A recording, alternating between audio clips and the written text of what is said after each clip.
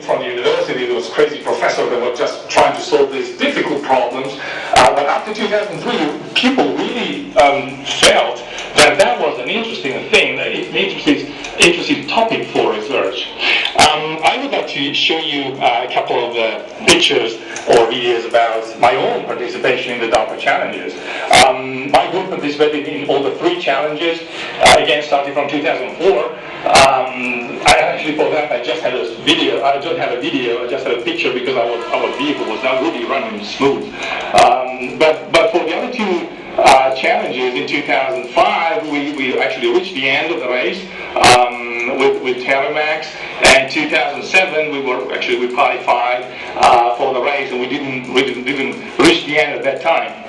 But anyway, again, as I mentioned, 2003 is the really starting age in my opinion, for the autonomous driving stuff.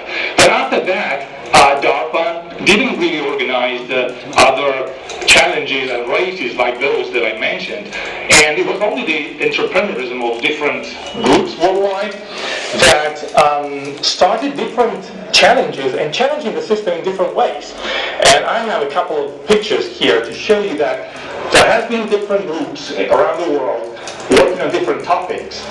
For example, we have a nice example of people that has been working on a pretty smart and robust control of the car. So they drove a rally race with autonomous cars. Then other people, like for example Google and many others around the world, have been facing the problem of downtown driving, so driving in a real scenario. We have been tackling a different problem. We've been trying to stress our technology in order to understand if our technology is good enough or what are the problems of our technology on a huge test that we undertook in 2010.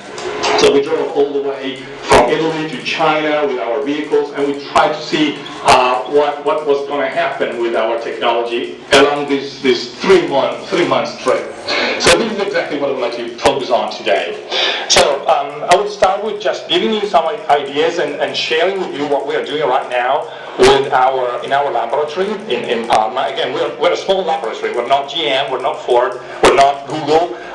We're about 23 people working full-time on these topics. All of them are